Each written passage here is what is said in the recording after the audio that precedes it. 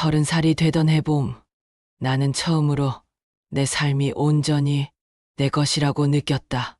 작은 회사에서 일한 지 5년째, 월세방이지만 내 이름으로 된 공간이 있었고, 매달 통장에 찍히는 월급은 비록 많지 않아도 내가 벌어들인 것이었다.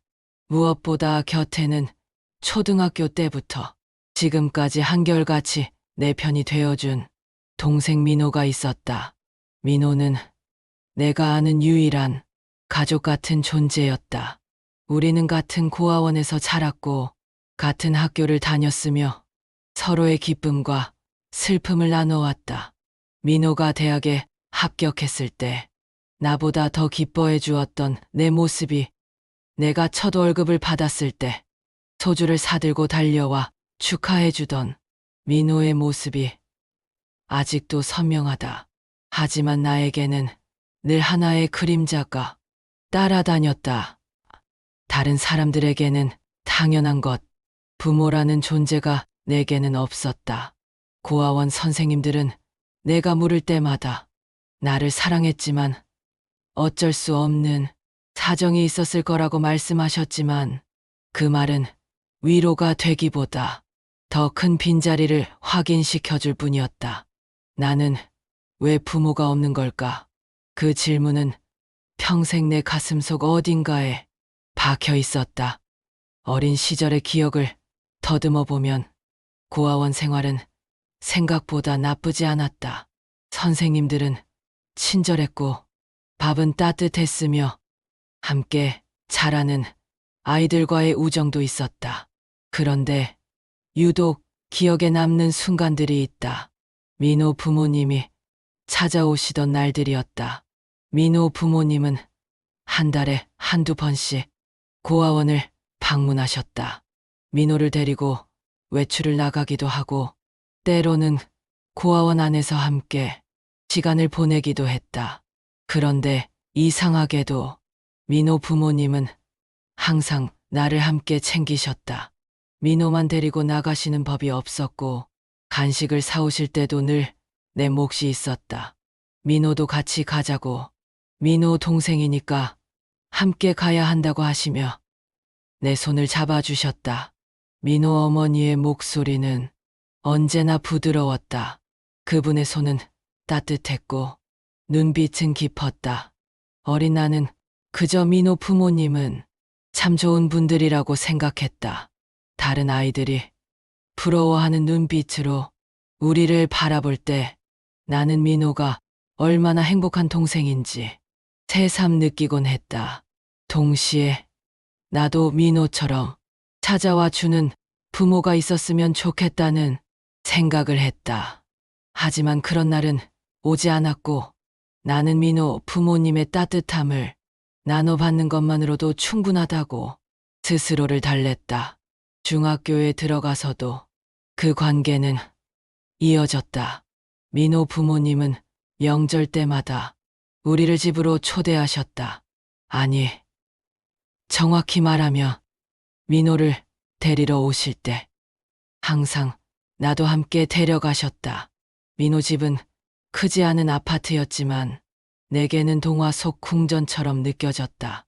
거실에 놓인 소파, 식탁 위의 음식들, 벽에 걸린 가족 사진들, 그 모든 것이 내게는 낯설면서도 그리운 풍경이었다. 민호 아버지는 과묵한 분이셨지만 내게 밥을 덜어주실 때만큼은 유난히 정성스러웠다. 많이 먹으라고, 더 필요하면 말하라고 하시며 내 그릇을 채워주셨다. 그분의 손이 떨리는 걸 본 적이 있다. 당시에는 그저 나이가 드셔서 그런가 보다 했는데 지금 생각해보면 그 떨림에는 다른 의미가 있었다. 밥을 떠서 내 그릇에 담으실 때마다 그분의 눈가가 붉어지는 것도 여러 번 목격했다. 하지만 어린 나는 그 의미를 알 수 없었다. 민호 집에서 보내는 시간은 언제나 따뜻했다. 민호 어머니가 차려주신 음식을 먹고 민호와 함께 게임을 하고 텔레비전을 보다가 소파에서 잠들곤 했다. 깨어나면 어느새 내 몸 위에 담요가 덮여 있었고 민호 어머니는 부엌에서 설거지를 하고 계셨다. 그 모습을 보며 나는 이런 게 가족이구나 하고 느꼈다. 부럽기도 했고 슬프기도 했다.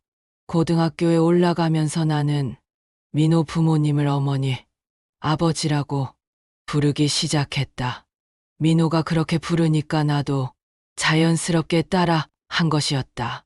처음 그렇게 불렀을 때 민호 어머니의 눈에 눈물이 고이는 걸 봤다. 그분은 잠시 아무 말도 하지 못하고 나를 바라보셨다. 그러다가 내 머리를 쓰다듬으시며 고맙다는 말씀을 하셨다. 나는 그때도 이상했다. 왜 우시는 걸까? 나는 그저 예의를 갖춘 것뿐인데. 고등학교 3학년 수능을 앞두고 있던 어느 가을날이었다. 민호 어머니가 고아원에 찾아오셨다.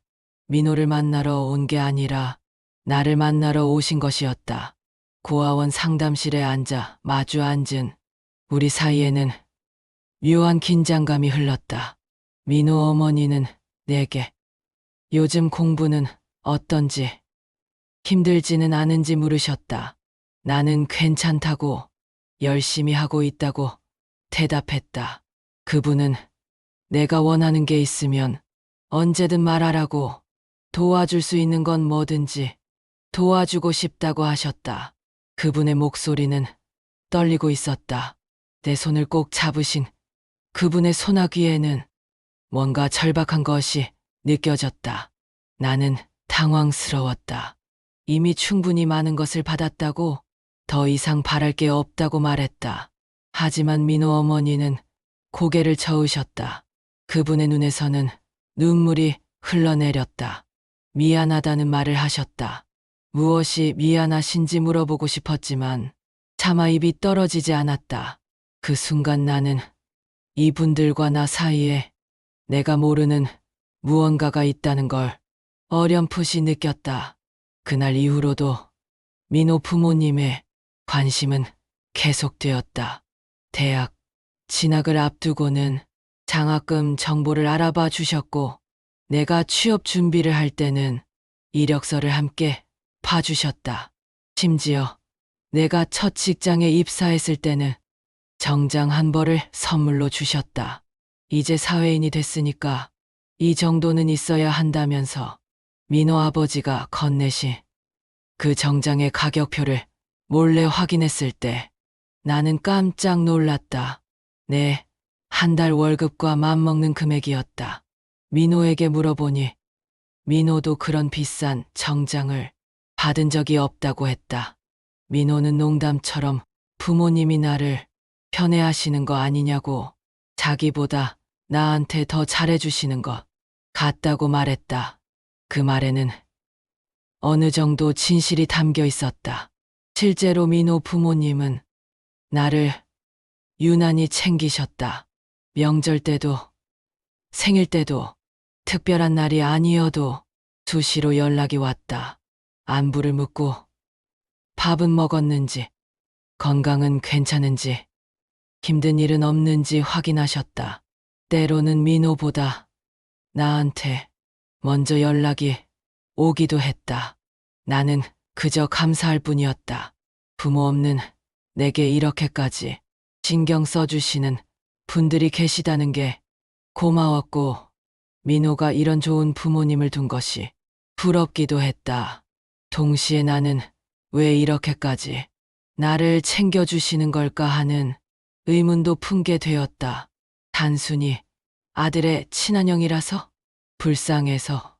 아니면 다른 이유가 있는 걸까? 하지만 그런 의문은 오래가지 않았다. 일상의 바쁨 속에서 그런 생각들은 자연스럽게 묻혔고, 나는 그저 주어진 관심과 사랑에 감사하며 살았다. 민호 부모님은 내게 있어 친부모는 아니지만 그보다 더 가까운 존재처럼 느껴졌다. 나에게 부모가 없다는 사실은 여전히 마음 한구석에 빈자리로 남아 있었지만 민호 부모님 덕분에 그 빈자리가 조금은 채워지는 것 같았다. 26이 되던 해 나는 회사에서 작은 승진을 했다. 대리라는 직급이 붙었고 월급도 조금 올랐다. 민호는 다른 회사에 다니고 있었지만 우리는 여전히 일주일에 한두 번은 만나서 술을 마시거나 밥을 먹었다. 민호는 연애를 시작했고 나는 여전히 혼자였다. 민호는 자기 여자친구를 소개해주겠다며 맞선을 주선하려 했지만 나는 정중히 거절했다. 아직 연애할 준비가 되지 않은 것 같았다. 그해 겨울 회사에서 인사 관련 서류를 정리할 일이 생겼다. 각종 증명서와 서류들을 챙기면서 나는 오랜만에 고아원 관련 서류들을 꺼내보게 되었다. 고아원 퇴소 증명서, 생활기록부, 그리고 후원자 명단. 고아원 시절에는 여러 후원자들이 있었다는 이야기를 들었지만 구체적으로 누가 나를 후원했는지는 알지 못했다. 서류를 넘기다가 나는 한 장의 문서에서 멈췄다. 후원자 명단이었다. 거기에는 내가 고아원에 있던 동안 정기적으로 후원금을 보낸 사람들의 이름이 적혀 있었다. 대부분은 익명이거나 단체 이름이었지만 하나의 이름이 유독 눈에 들어왔다. 김성호, 이영미, 민호 아버지와 어머니의 이름이었다. 나는 잠시 숨이 멎는 것 같았다. 서류를 다시 한번 확인했다. 분명했다. 민호 부모님은 내가 고아원에 들어온 그 해부터 퇴소할 때까지 10여 년간 매달 나를 후원해 오셨다. 후원 금액도 적지 않았다. 한 달에 몇십만 원씩 꾸준히. 왜 민호 부모님이 나를 아들의 친한형이라고 해서? 하지만 민호와 내가 친해진 건 초등학교 고학년 때부터였다. 후원 기록은 그보다 훨씬 이전부터 시작되어 있었다. 우리가 알기도 전부터 민호 부모님은 나를 후원하고 계셨던 것이다. 손이 떨렸다. 서류가 바닥에 떨어졌다. 나는 그 자리에 주저앉았다. 머릿속이 복잡했다. 이해할 수 없는 일들이 퍼즐처럼 흩어져 있었다. 민호 부모님의 유난한 관심, 나를 볼 때마다 눈물을 글썽이던 모습, 손을 잡을 때의 떨림, 미안하다던 그 말. 나는 민호에게 전화를 걸었다. 민호는 회사에서 야근 중이라고 했다. 나는 급한 일이 있으니 내일 꼭 만나자고 말했다. 민호는 내 목소리가 이상하다며 무슨 일이냐고 물었지만 나는 대답할 수 없었다. 내일 만나서 이야기하자고만 했다. 그날 밤 나는 잠을 이룰 수 없었다. 계속해서 과거의 기억들이 떠올랐다. 민호 부모님이 나를 대하던 모습, 그분들의 눈빛, 목소리, 손길, 모든 것이 새로운 의미로 다가왔다. 혹시라도 하는 생각이 머릿속을 맴돌았지만 차마 그 생각을 완성할 수가 없었다. 너무 두려웠다. 다음 날 저녁, 나는 민호를 만났다. 우리는 평소 자주 가던 작은 술집에 앉았다. 나는 떨리는 손으로 고아원 서류를 꺼내 민호에게 보여줬다. 민호는 서류를 보더니 표정이 굳어졌다. 민호는 한동안 아무 말도 하지 않았다. 그러다가 천천히 입을 열었다. 자기도 몰랐다고. 부모님이 나를 후원하고 계신 줄은 알았지만 이렇게 오래전부터 이렇게 꾸준히 후원하신 줄은 몰랐다고. 민호의 목소리도 떨리고 있었다. 나는 민호에게 물었다. 왜 부모님이 나를 이렇게 챙기시는 것 같은지, 혹시 아는 게 있는지. 민호는 고개를 저었다. 그저 부모님이 착하신 분들이라서 혼자 자라는 내가 안쓰러우셔서. 그런 거라고 생각했다고 했다. 하지만 민호의 눈빛에서 나는 확신을 읽을 수 없었다. 민호도 뭔가 의심하고 있는 것 같았다. 우리는 민호 부모님께 직접 여쭤보기로 했다.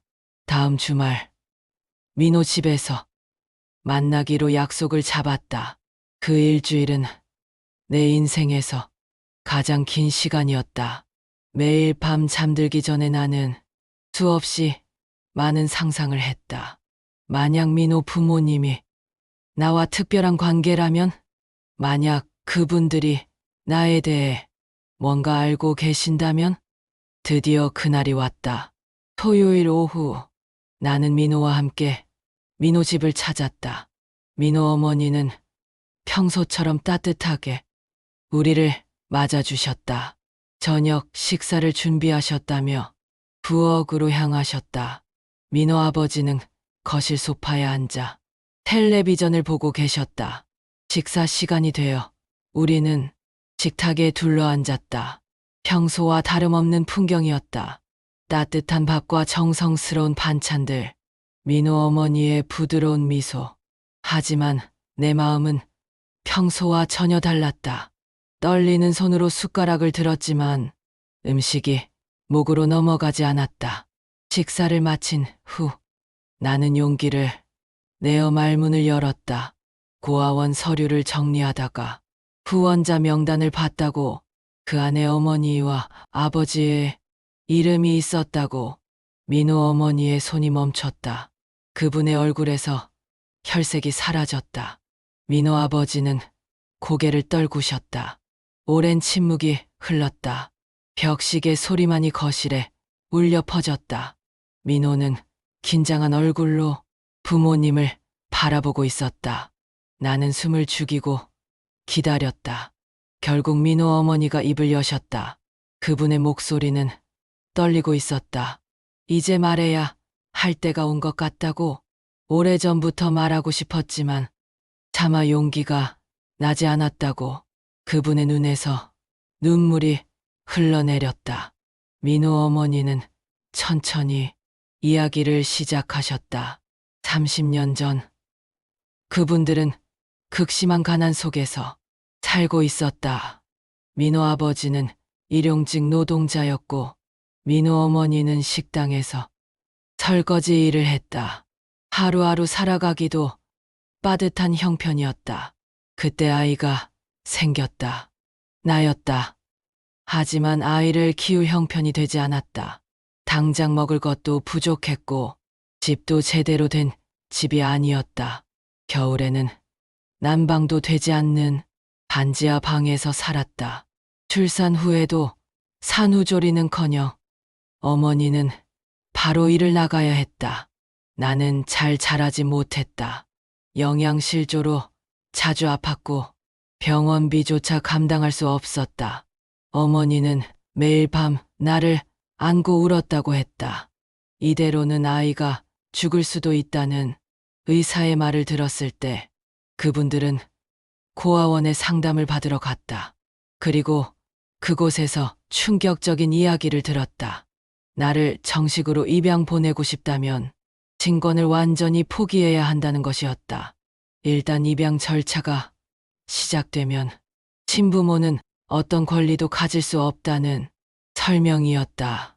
그래야만 입양 가정이 안정적으로 아이를 키울 수 있다는 것이 그 이유였다. 그분들은 고민에 고민을 거듭했다. 나를 입양 보내면 좋은 가정에서 따뜻하게 자랄 수 있을 것이다. 하지만 그 순간 나는 영원히 남이 되는 것이다. 다시는 내 아이라고 부를 수 없고 찾아갈 수도 없고 심지어 어떻게 자라는지조차 알 수 없게 된다. 결국 그분들은 다른 선택을 했다. 나를 고아원에 맡기되 친권은 포기하지 않기로. 친권을 유지하면 입양은 불가능했다. 법적으로 부모가 존재하는 아이는 입양 대상이 될 수 없었다. 즉, 나는 고아원에서 성인이 될 때까지 자라야 한다는 의미였다. 민호 어머니는 그 선택이 이기적이었다는 걸 안다고 말했다. 나를 위한다면 친권을 포기하고 좋은 가정에 입양 보내는 게 맞았을 것이다. 하지만 그분은 그럴 수 없었다. 나를 완전히 잃는다는 건 생각만 해도 숨이 막혔다. 그래서 그분들은 나를 고아원에 두면서도 친권을 지켰다. 언젠가 형편이 나아지면 다시 데려올 수 있을 거라는 희망을 품고 그 후 몇 년 동안 그분들은 미친 듯이 일했다. 아버지는 두세 개의 일을 동시에 했고 어머니도 쉬는 날 없이 일했다. 먹지도 자지도 않고 일만 했다. 그렇게 모은 돈으로 작은 가게를 시작했고 조금씩 형편이 나아지기 시작했다. 그리고 다시 아이를 갖게 되었다. 민호였다. 하지만 민호를 임신했을 때 합병증이 생겼고 출산 후 어머니는 더 이상 아이를 가질 수 없는 몸이 되었다.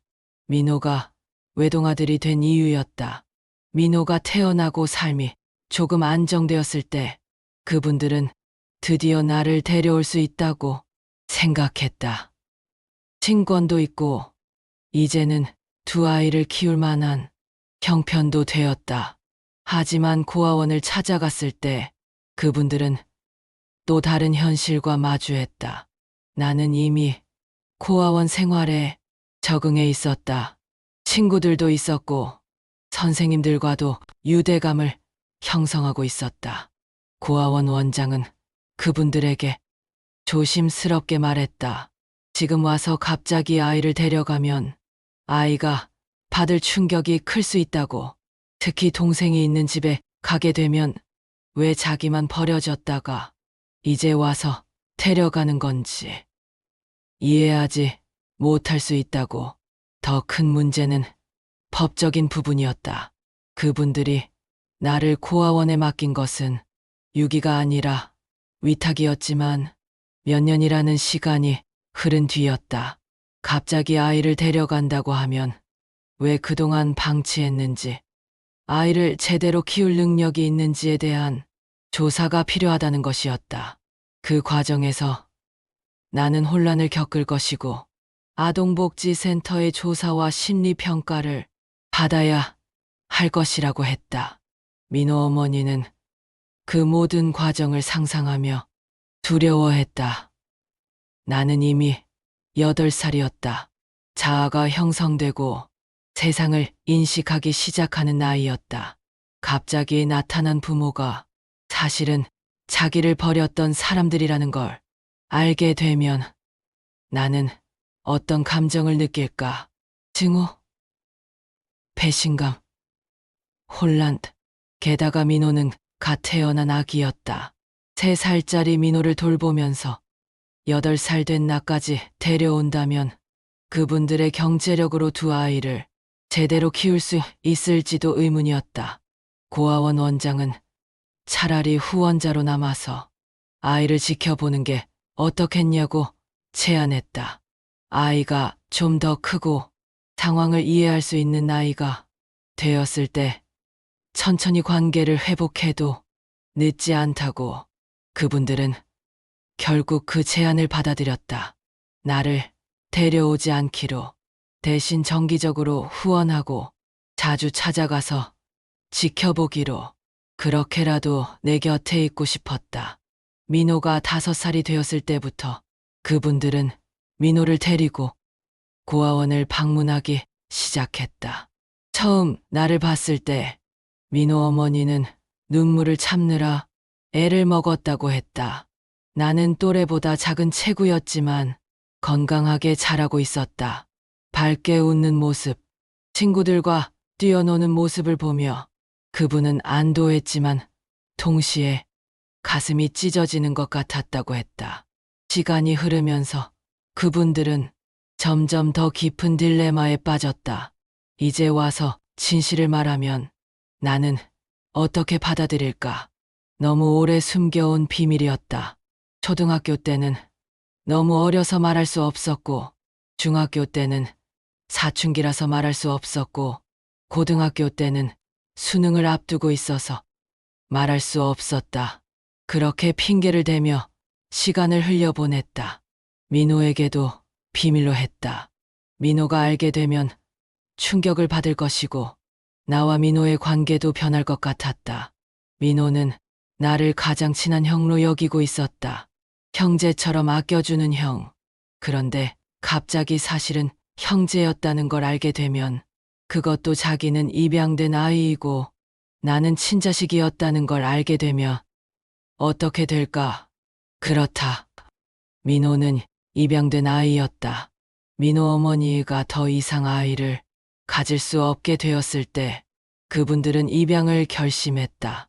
하지만 나를 데려올 수는 없었다. 법적으로 이미 친자식이 있는데 그 아이를 방치하고 다른 아이를 입양한다는 건 말이 되지 않았다. 그래서 민호를 입양한 것이다. 아이러니했다. 나는 친자식이지만 고아원에서 자랐고 민호는 입양된 아이지만 부모의 사랑을 받으며 자랐다. 민호 어머니는 그 모순 속에서 평생을 살았다. 민호를 보면서 나를 생각했고 나를 보면서 민호를 생각했다. 두 아이 모두 사랑했지만 두 아이에게 똑같이 해줄 수 없는 현실이 그분을 괴롭혔다. 민호 어머니의 이야기가 끝났다. 거실은 정적에 휩싸였다. 나는 아무 말도 할 수 없었다. 머리가 하얗게 변하는 것 같았다. 내가 친자식, 민호가 입양, 이 모든 상황이 현실인지 꿈인지 구분할 수 없었다. 민호의 얼굴을 보았다. 민호도 충격에 빠진 표정이었다. 민호도 자신이 입양되었다는 사실을 오늘 처음 알게 된 것이다. 민호의 눈에서 눈물이 흘러내렸다. 나도 모르게 눈물이 났다. 민호 아버지가 입을 열었다. 미안하다고, 정말 미안하다고, 평생을 숨기고 살았다고, 용서해달라고. 그분의 목소리는 떨렸고 어깨는 축 처져 있었다. 나는 일어나서 밖으로 나갔다. 숨이 막혔다. 신선한 공기가 필요했다. 아파트 단지를 정처 없이 걸었다. 어린 시절의 기억들이 주마등처럼 스쳐 지나갔다. 고아원에서 보낸 외로운 밤들, 부모님의 날에 혼자 남아있던 시간들, 다른 아이들이 부모님과 함께 외출하는 모습을 보며 느꼈던 공허함. 그 모든 순간 나에게는 부모가 있었다. 바로 옆에 있었다. 민호 부모님이. 하지만 나는 몰랐다. 그분들을 남의 부모님으로 부르며 부러워했다. 내 부모인 줄도 모르고 배신감이 밀려왔다.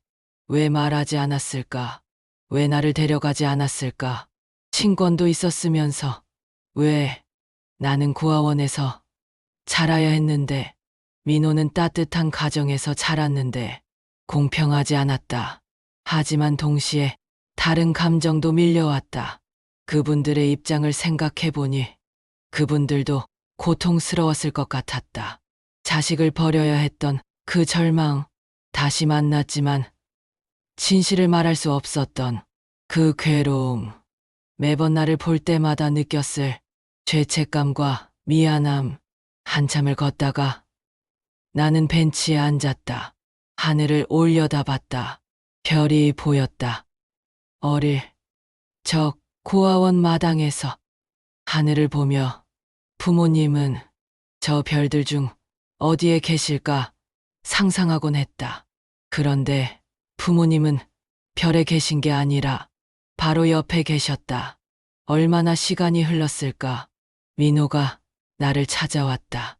민호는 내 옆에 조용히 앉았다. 우리는 한동안 아무 말도 하지 않았다. 그저 나란히 앉아 하늘을 바라봤다. 민호가 먼저 입을 열었다. 자기도 충격이라고, 자기가 입양된 아이였다는 것도, 나와 사실은 형제가 아니었다는 것도. 하지만 그래도 나는 민호의 형 같은 존재라고, 그건 변하지 않는다고. 나는 민호를 보았다. 민호도 울고 있었다. 그 모습을 보니 마음이 복잡해졌다. 민호는 잘못이 없었다. 민호도 피해자였다. 입양되었다는 사실을 오늘 알게 된 민호도 혼란스러울 것이다. 미안하다고 말했다. 민호에게. 민호가 고개를 저었다. 뭐가 미안하냐고. 오히려 자기가 미안하다고. 준석이가 고아원에서 자라는 동안 자기는 부모님의 사랑을 받으며 자랐으니까 우리는 서로를 안았다. 그리고 한참을 울었다. 두 사람 다 상처받은 아이들이었다. 나는 부모에게 버려진 아이였고 민호는 자신의 정체성을 알지 못한 채 살아온 아이였다. 다음 날 나는 다시 민호 부모님을 찾아갔다. 민호 어머니는 밤새 울었는지 눈이 퉁퉁 부어 있었다. 민호 아버지는 초라한 모습으로 소파에 앉아 계셨다. 나는 그분들 앞에 앉았다. 그리고 천천히 말했다. 화가 난다고, 서럽다고, 왜 진작 말하지 않았냐고. 그 모든 감정들을 솔직하게 털어놓았다. 민호 어머니는 계속 눈물을 흘리며 고개를 숙이고 계셨다. 하지만 나는 이해한다고도 말했다. 완전히는 아니지만 조금은. 그분들도 선택의 여지가 없었다는 걸. 가난이 그분들을 그렇게 만들었다는 걸. 그분들도 고통스러웠다는 걸. 민호 어머니가 나를 껴안았다. 미안하다고, 정말 미안하다고 반복해서 말씀하셨다. 나는 그분의 등을 두드렸다. 괜찮다고, 이제 알았으니 괜찮다고. 민호 아버지도 일어나서 우리를 안았다. 그렇게 우리는 셋이서 한참을 울었다. 30년 동안 쌓였던 미안함과 그리움, 죄책감과 용서가 뒤섞인 눈물이었다. 그날 이후 우리의 관계는 조금씩 변화하기 시작했다. 나는 여전히 민호 어머니를 어머니라고 불렀지만 이제 그 의미는 달랐다. 진짜 어머니로서. 민호 아버지도 마찬가지였다. 민호와는 더 가까워졌다. 법적으로는 형제가 아니었지만 우리에게 그런 건 중요하지 않았다. 우리는 함께 자랐고 함께 웃고 울었으며 서로를 지켜왔다. 그것만으로 충분했다. 시간이 흐르면서 나는 점점 더 많은 것을 이해하게 되었다. 가난이 얼마나 사람을 무력하게 만드는지, 생존의 문제 앞에서 사랑조차 선택이 될 수밖에 없다는 것을. 부모님은 나를 버린 게 아니라 나를 살리기 위해 최선을 다한 것이었다.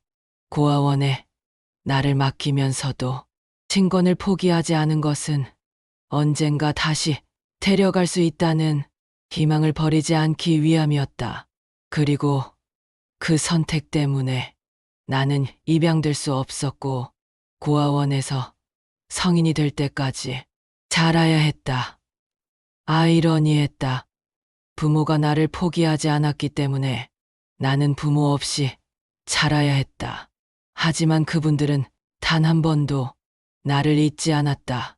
매달 후원금을 보냈고 찾아와서 내 얼굴을 보았으며 내가 필요한 것들을 챙겨주었다. 멀리서라도 나를 지켜보며 부모로서 할 수 있는 최선을 다했다. 민호를 입양한 것도 이제는 이해할 수 있었다. 그분들에게 민호는 나를 대신할 아이가 아니었다. 민호는 민호로서 사랑받아야 할 아이였다.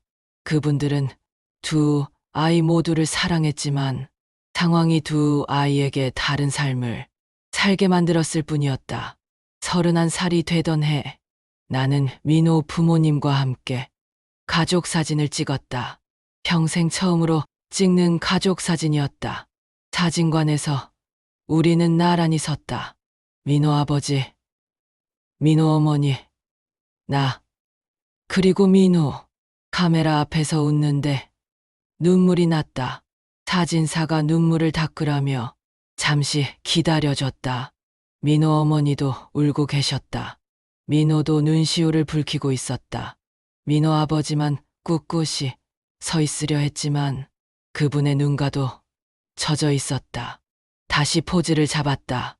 이번에는 웃을 수 있었다. 진심으로. 사진사가 셔터를 눌렀다. 그렇게 우리는 비로소 가족이 되었다. 그 사진은 지금도 내 방 책상 위에 놓여 있다. 가끔 그 사진을 보면 생각한다. 가족이란 무엇일까? 피를 나눈 것만으로 가족이 되는 걸까? 아니면 함께한 시간과 추억이 가족을 만드는 걸까? 나는 이제 안다. 가족은 어떤 순간에도 서로를 잊지 않고 기억하는 것이라는 걸. 민호 부모님은 30년 동안 나를 기억했다. 매일 밤 나를 생각하며 잠들었고 매일 아침 나를 떠올리며 일어났다. 그 기억과 그리움이 우리를 가족으로 이어주었다. 가난은 우리를 갈라놓았지만 사랑은 우리를 다시 만나게 했다. 고통은 우리를 시험했지만 용서는 우리를 치유했다. 시간은 우리에게 상처를 주었지만 동시에 이해할 수 있는 지혜도 주었다. 나는 더 이상 부모 없는 아이가 아니다. 민호도 정체성을 잃은 아이가 아니다. 우리는 모두 각자의 자리에서 서로를 사랑하는 가족이다. 늦게 찾은 가족이지만 그래서 더 소중한 가족이다. 가끔 고아원 시절을 떠올린다. 그때는 외롭고 힘들었지만 그 시간들도 나를 만든 일부였다. 그 시간이 없었다면 지금의 나도 없었을 것이다. 그 시간이 나에게 강인함을 주었고 타인의 아픔을 이해할 수 있는 공감 능력을 주었다. 민호 어머니는 요즘 자주 말씀하신다. 두 아들이 있어 행복하다고.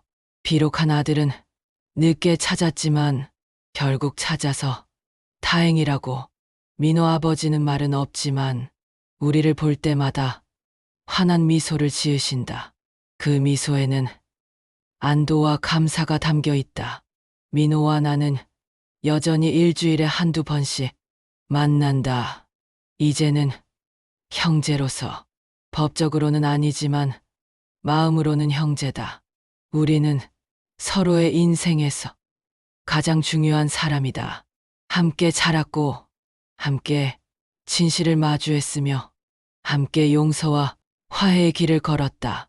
어느 일요일 오후 우리는 민호 집에 모여 저녁을 먹었다.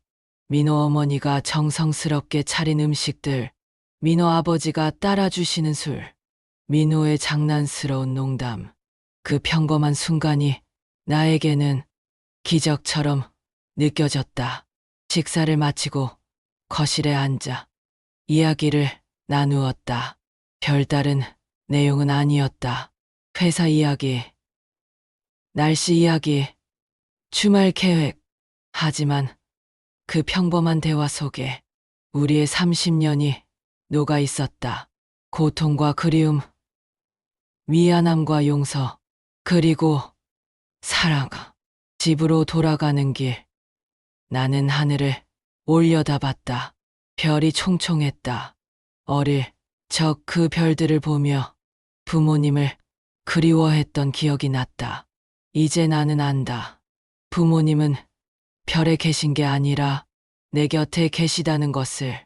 가난과 고통은 사랑을 시험했지만 결국 부모와 자식의 마음은 끊어지지 않았다.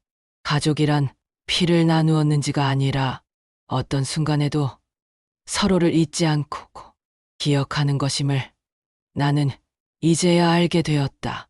그리고 나는 이제 확신한다. 나는 사랑받았다고. 버려진 것이 아니라 지켜진 것이라고. 30년이라는 긴 시간 동안 멀리서라도 그분들은 끝내 나를 향한 마음을 멈추지 않았다. 그것이 바로 부모의 사랑이었다.